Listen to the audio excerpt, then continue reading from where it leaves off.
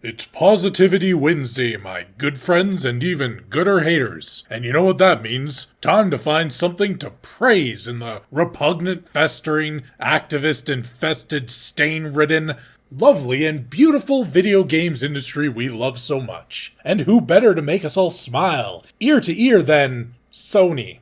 Maybe we should move Positivity Wednesday to Thursday this week. So since I just covered Sony on Negativity Tuesday, there were a few things that are, wow, such good. First of all, surprise, surprise, we are fans of Stellar Blade here. We like the strong, independent woman and hetero straight icon Eve. Unlike those IGN incels, we're getting Nikkei DLC, new outfits much like the Nier Automata collab.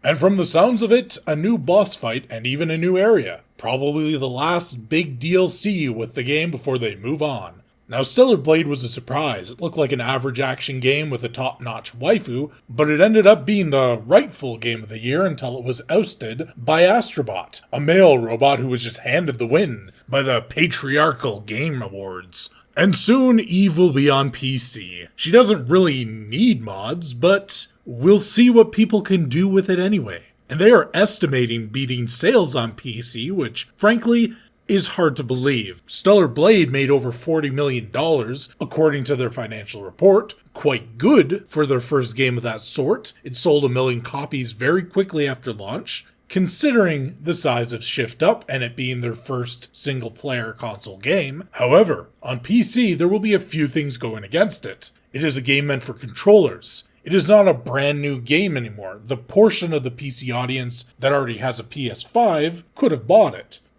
And this year is already looking packed with promising titles. So all logic points to this being the wind-down period with most devs working on to their next projects. And for Shift Up, these include Project Witches, of which little is known, and a fair amount of hints towards a Stellar Blade sequel. Whatever they do with so much of current AAA studios that have grown fat and lazy at the top, finally collapsing off their pedestals under their own weight, this glowing start is reason to be eager for Shift Up's future prospects. Next on the list, we have a bit of a competitor, an unknown studio in Asia coming out of nowhere with Tides of Annihilation. Now I admit, I was quite hesitant to put any trust in Wukong or Stellar Blade, but both went way beyond any expectations, and that was despite the corrupt games media and their nationalist funding from USAID doing all they could to destroy the reputations of these foreign-made diverse games with studios full of women and people of color. With Wu Chang, Fallen Feathers, Phantom Blade Zero already on the horizon, this one looks to have a lot of that Stellar Blade feel to it, and I always like a game that can show a bit of combat the first time it comes to my attention. Rather than getting a title sprawl, then a decade later they still have nothing else, a style of games Corporation debaggery that was written of in the Elden Scrolls. Already I like what I see and look forward to finding out more, taking a bit of Arthurian lore, a few elements that look rather Souls-like, and if they can get the Devil May Cry action combat feel down, this could be another surprise hit. As well, the protagonist looking like Shinoa from Castlevania Order of Ecclesia doesn't hurt in the slightest. And by not hurting in the slightest, I mean I want her to hurt me.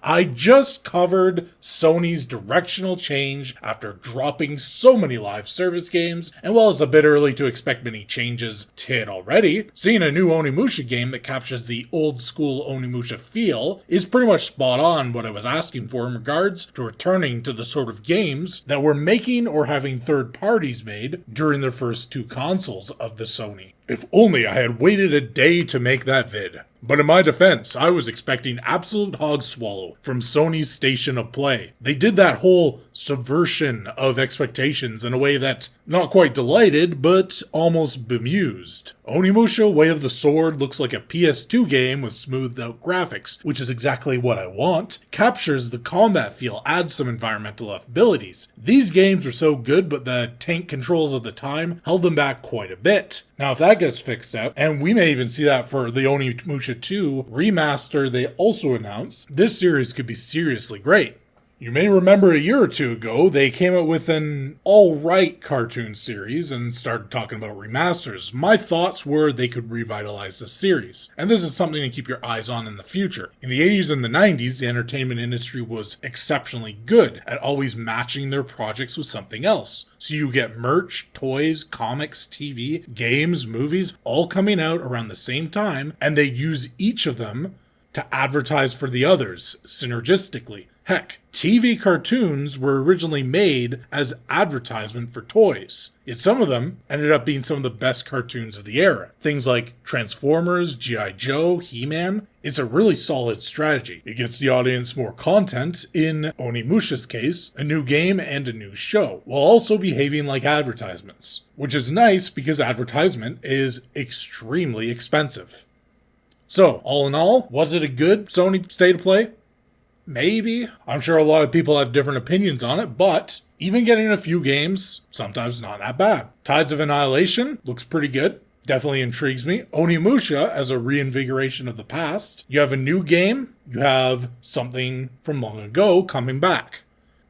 Quite frankly, these things are so consistently disappointing that just getting one or two things that I'm looking forward to is often much better than the usual. So what are your thoughts, though? Was it a complete flop of a state of play? Were there other games that got you excited? Was something missing other than Bloodborne? We all know Bloodborne was missing. Everyone knows that. Let me know in the comments below.